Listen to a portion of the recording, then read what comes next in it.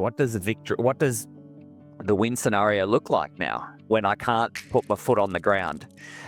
And that's where I think the repetitions of challenging what we say to ourselves, what I say to myself, and the ability to reframe quickly. So I went, all right, well, the win condition is how do I get to the end of the line on one leg? And so it became a very interesting morning of hobbling on one leg.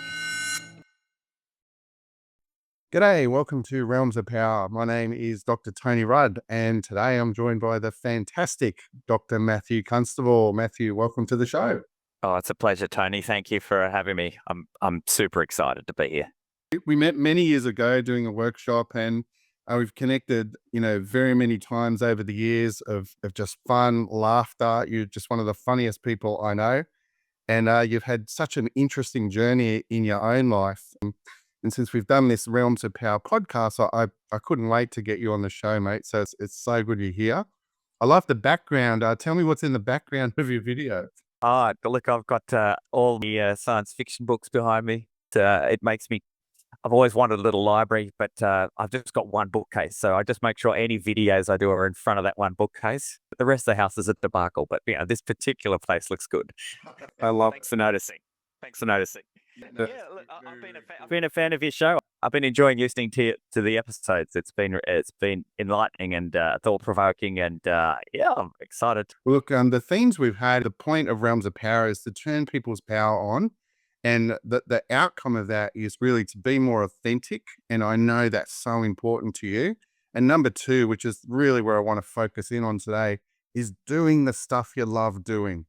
And Matt, when I think of your story, that actually doing the stuff you love doing is such a key. And a lot of people missed out on that as part of their life. So right now you've got a whole bunch of things going on. You've had ups and downs in your life. So for the listeners, can you give us just some background on where your story has got you to where you are right now? Sure, I really appreciate you use the word story, because what I was hoping to come towards is we all live, the quality of our life is almost determined by what stories we tell ourselves. And so I came to some realizations around that. Simply, I've been a chiropractor for 30 years. Way back in 2003, was busy cranking out a practice, trying to serve the community, and then was struck with a rare bone tumor in my pelvis, which I thought was due to renovating my house just on the jackhammer, but turns out wasn't that.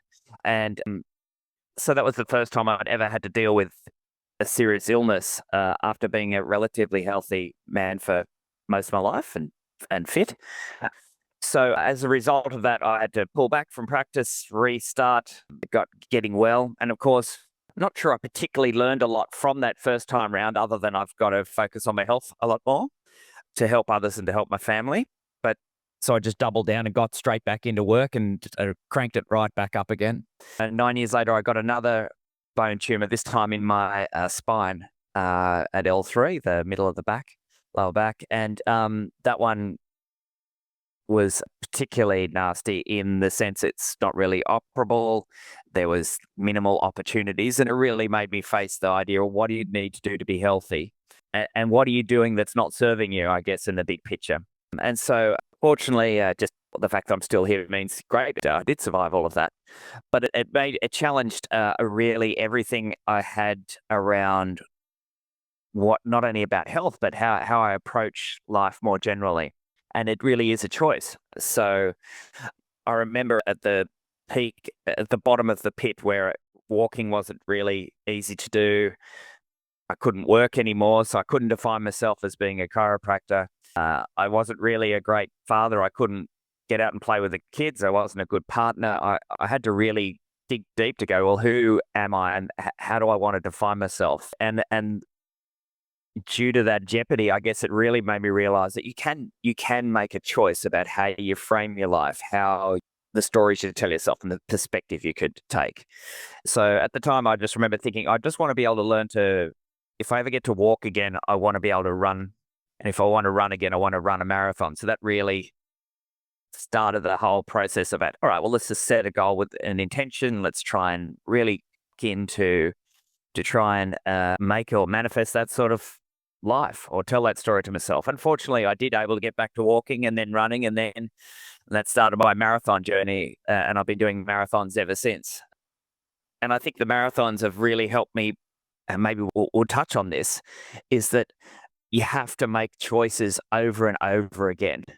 And marathon running or training for marathons involves sitting in discomfort over and over and over again, and having the courage to just keep re-challenging the story, keep challenging where you want to go with things. It's not always easy. So anyway, so I guess it was interesting. I define my journey to this point by the illnesses I've had or the back steps I've taken, but they've helped clarify a lot of things for me. So I guess that's probably a really long answer to a fairly simple question.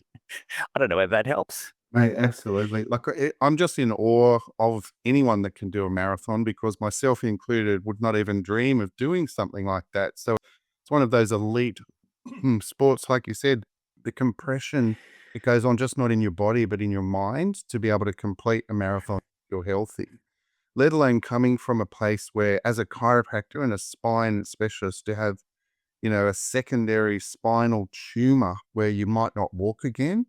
That, mate, is unbelievable. And it's, again, one of the stories of turning people's power on is a journey. It's a story, and it's the stories you tell yourself. I love the way you said that. So can you give the listeners just some background of one of your greatest accomplishments in a complete marathon, coming from where you've come from? Yeah, sure. I mean, the joy of once I got back on into running, I was lucky enough to qualify for the Boston Marathon. I love the Boston Marathon in the sense that it doesn't matter how rich you are or who you know. It doesn't matter. It's just you only qualify based on your time in the world. And if you're fast enough, you're in. And if you're not fast enough, you're not in. And I love that very direct measure of you either done it or you haven't. So I was lucky enough to compete there. In last time I was there was 2017. I've qualified a few times since then, but can't get the leave pass. But it's that was an astounding event because you look around and everyone is good at things. It's some marathons, and interestingly, I suppose that was the most exciting one and the one that I did the best. But I mean, just the most recent one, there's obviously a recency bias, but I just did my absolute worst marathon time 3 weeks ago. And I think that was one of my high points as well. And that and this may speak to the power to be able to change how you view things, which is so critical in my experience. You've got to share with the listeners, Matt. You've got to share with the listeners that story, because that's phenomenal, mate. It's a great example, I guess, because I've been training since January. It's now sort of September. I really worked hard to get in very good shape, and then during the race, 10Ks into the marathon, my calf just tore. Bam!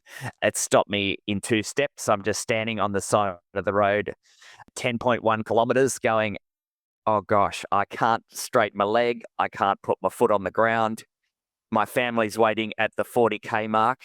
They've all got there. They've got the cutout banners and everything. And what was looking to be an opportunity to really break some barriers and go for a really spectacular time was taken away in half a second. And so I had to very quickly go, what does the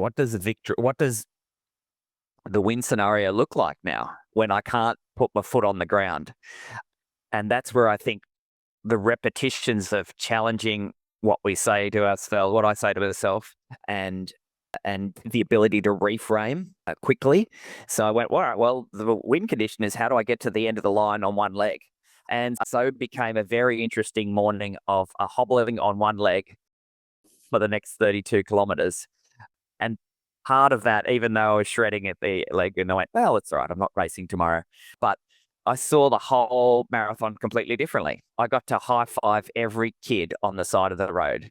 I saw all the, quite obnoxious and funny signs on the side of the road that people are holding up for their loved ones, which I don't often see when you're really locked in and racing hard.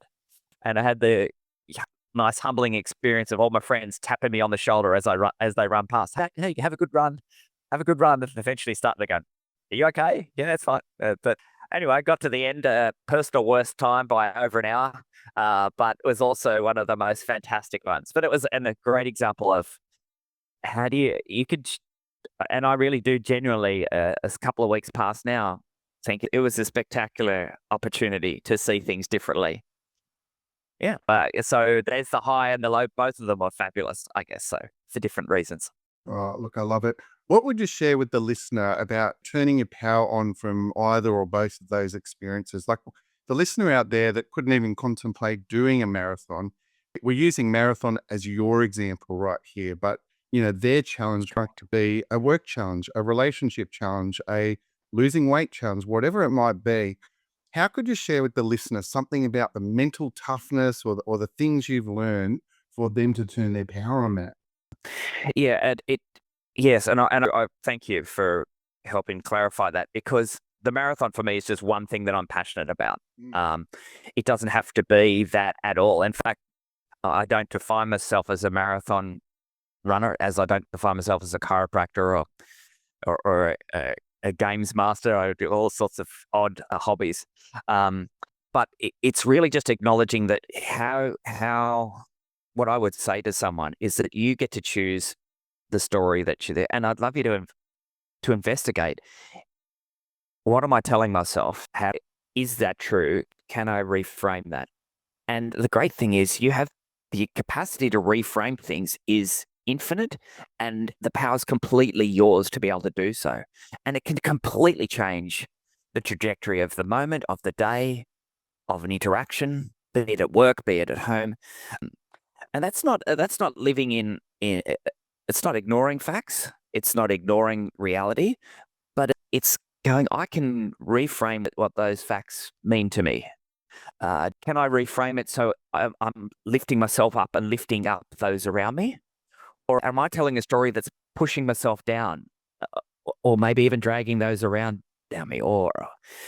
So I think there's real, just acknowledging that you can change your perspective on something in a moment. If you're aware that it is a story, that all of that's inside you and you have complete control over that. It just doesn't feel like it sometimes. It feels like you have it, you're helpless to make these changes. And yet I guess that's where I've really worked hard on challenging my own stories I tell myself. And I would wish that for everyone, to realize you can absolutely change it. And there's power in that. It allows you to pivot, to reframe, be closer to your values and your purpose, your intention, all the things you want in this world. How does that sound to you, Tony? This is something you live with, I know. Yeah, look, that is absolutely beautiful. I think that is for people's life one of the best tools you could possibly have in your toolkit. Of we all have moments of up and down. We all have moments of indecision and what direction, what path could I take? But to be able to reframe and not look at just the bad, and the way you said the infinite possibilities of those reframes. Some people I've gone on and on about, what's your first morning thought? Oh, shit, I've got to go to work today. Or is it, oh my God, I'm alive. I don't have a tumor in my spine. And I know that's been one of your go-tos. I'll often just jump on the phone with you and go, how you going? And what would be your answer? How you going today, Matt? Yeah. And on the back, But there might be a whole bunch of things to do. And you might go, yeah, but I'm just alive. Like, I could do that, or I might not do that, or I'm going to reframe that and have fun in the moment. So look, I love that. I think that pivot is probably one of the most powerful things you can have in your tool belt. yeah, I agree. And you can, I think also the fact that we don't live in isolation. And I hope it doesn't sound like it's all about being self-absorbed. I'm passionate about being a good version of me, because it absolutely, whether I like it or not, influences everyone I come in contact with, from the slightest contact to the deepest relationships I have. And I get to choose every day whether I raise people up or I'm indifferent to people or push them down. And I want to choose and do the reps over and over and over again to raise people up, even if it's just for purely selfish reasons that I feel great about helping people and feeling alive and connected. But you get to choose that. consciously or unconsciously, if you don't make a choice, that's your strategy, is not making a choice and not being aware. I challenge not only my clients at work, but myself and my family. And how do we do this? How do we raise people up? What a legacy, especially this time of challenge where we're bombarded with so much negativity through media and uncertainty. I think really taking those choices seriously to look to the sky and to raise people up around you will serve not only you but everyone around you. And again, that's the power of choice, the power of framing things. So, Matt, you might have had to go through what you've been through, whether it's a challenge in your health, as a health practitioner, challenge in your family life, challenge in your finances, challenge in whatever, to get to this place. Now, for our listener, there's so many variations, and you have so many interactions as a chiro and just a friend and a running group and everything else. Let's look at how could people apply what you're doing, because someone could listen to this podcast and go, great, what Matt said was amazing, I'm going to do that. And then, as you well know, you could go to a seminar, get excited for a weekend, and then just drop back to your old patterns and habits. How could people put this one in play on an ongoing basis? It's great, and we've all been there, inspired by something, and then going, oh, all right, now back to the washing up. So I think being open and joyful is a choice. So how I help remind myself that life is good is I actively look for things to play. I look to play games. I look to play and be creative. It's something that has served me over and over, and I'm trying to raise that with my children. There's joy and laughter in having fun, and we all have to do so much adulting that we forget that we have a child inside us. I gestured earlier towards the bookcase behind me with all sorts of fantasy things. I'm a professional dungeon master one day a week, where I run Dungeons and Dragons games for beginners at a pub. That's not really a career. It's just outrageously funny to be paid to be doing Dungeons and Dragons, and there's joy to be had in connecting with a child in you. So I think, in terms of absolute focus on what to take forward, I think by acknowledging that you do have a choice, looking for, and I schedule it out in a week. Where does the playtime come in here? Where's the date night with my partner? Where is the time for just sitting at the cafe and staffing around and talking with the neighbors, seeing how I can see what's going on, and can I help there somewhere? Can I gurney the front of their house? Looking for opportunities to put myself outside of just the very basics of which we all have to do. Here's work, here's the washing up. We still have to do all those things, but actively carving out time for play and fun and others. And and I think there's real power in being good at that. Yeah. Like did a podcast just recently with Dr. Nikki Cole, who had been run over by a car, and in her rehab and her health, she'd literally said the same words, and I just got goosebumps when she said it, about carving out the time. And that might be for your rehab, but I love what you've added in here today. It's carving out the time for fun, for joy, for stillness, for moments, and everyone's going to have their own choice of what that is. But it's having the capacity to look at being able to reframe and carve out the time of doing the stuff you love doing, which is what I started this podcast with. So for people to do more of what they love doing, that joy is the juice of life. Just want you to say more about the juice of life, Matt. We can't talk too much about juice, that's for sure. There's a lot to say there. There's so many fleeting moments of fun. Just look for them. They're there all the time. I'm actively, I mean, as much as I love podcasts, I listen to podcasts every week as part of my growth. It's one of my values, is to keep trying to grow and be better at helping others and doing more with my life. But I've actively disconnected a lot more from any other social media to try and just to be alert. to opportunity and funny things that are going on. There's all sorts of stuff going on around us, which is hilarious if you're looking for it. And you can miss it if you're not looking for opportunities to laugh, opportunities to talk about juice. You can miss those if you're not being alert. So I think that it's a great payoff. Yeah, and that's why I like when we get the chance, Tony, to hang out. There's no shortage of looking for opportunities to laugh when we're together, and we can miss that. We could so miss that in our lives. There's the pressure of work and there's the pressure of different things that we need to deliver on. But you could do that. You can have your cake and eat it too. Yes, I love it.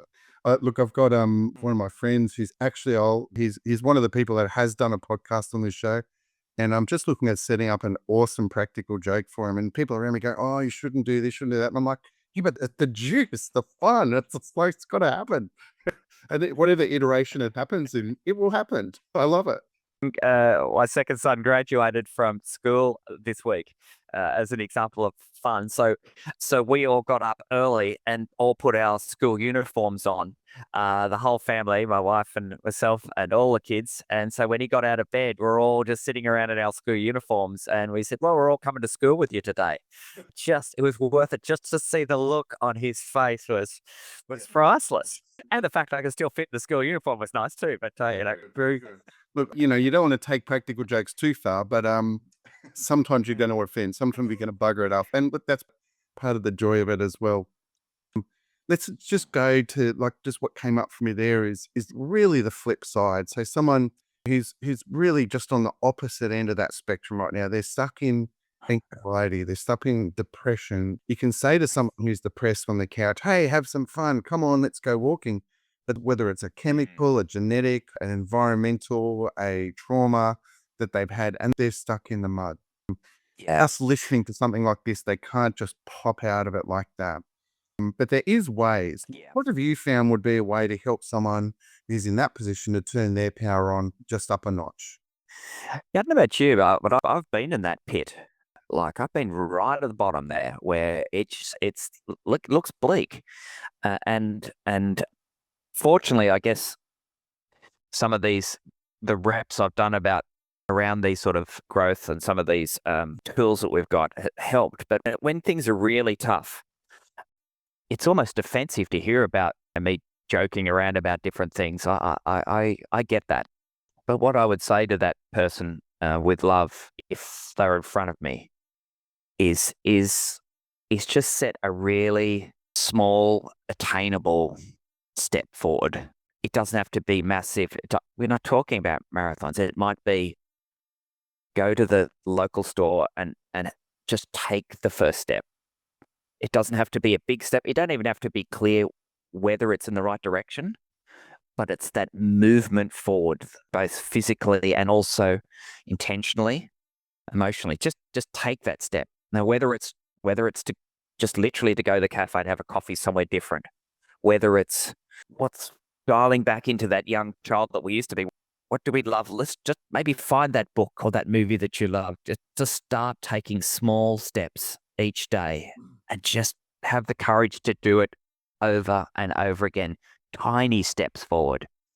And just that there's so much repeatedly doing small good things over and over. It builds a momentum magically.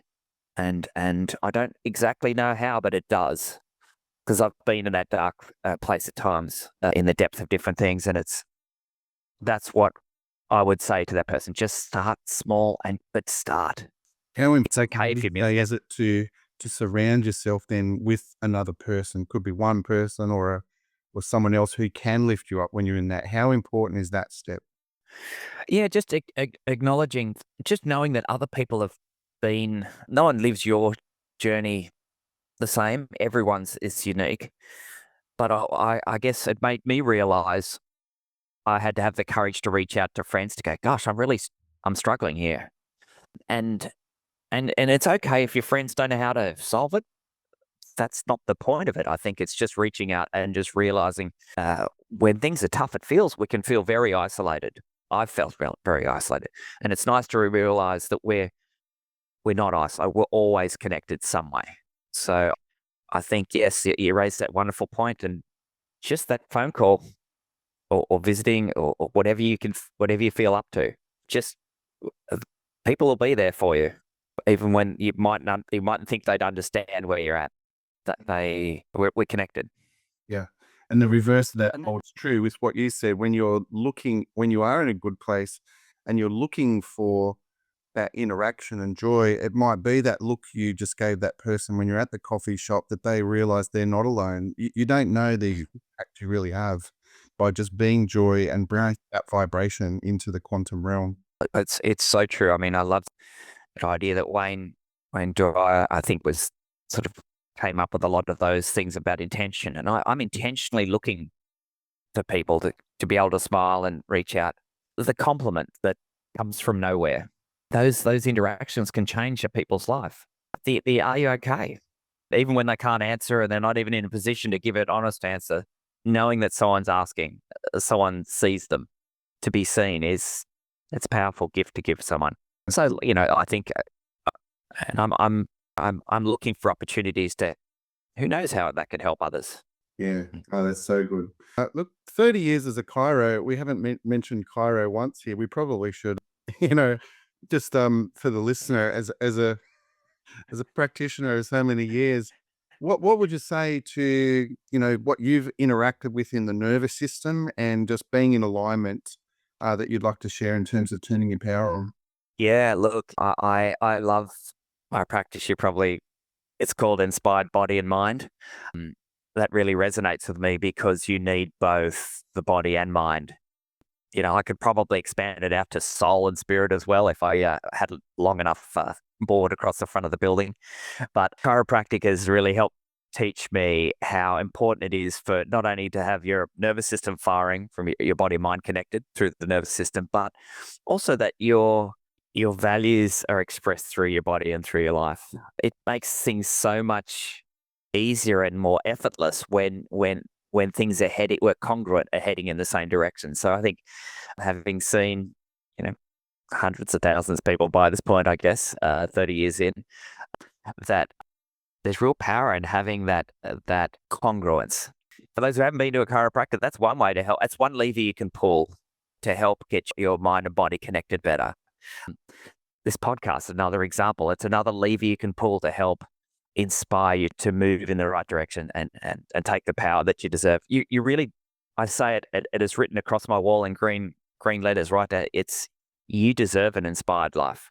And you, I truly have seen that and lived it and want that for everyone I ever meet. Life can be extraordinary. It has its lefts and rights and ups and downs, but it's generally the most exciting journey. Embrace it, laugh with it, go for it. It's worth the effort. Oh, that's brilliant, mate. All right, well, look, we better start wrapping up this session today, mate. It's been an absolute pleasure. As always, every time we chat, mate, I do feel inspired. You share funny stories, funny moments, and you do that for most people you have interactions with. So let's finish, and we've got to use the word, with a final bit of juice that you can share for our listeners of turning their power on, my friend. I would absolutely. You deserve an inspired life. Just go for it. There is people around you who will help support you. People you don't even know are looking to help you.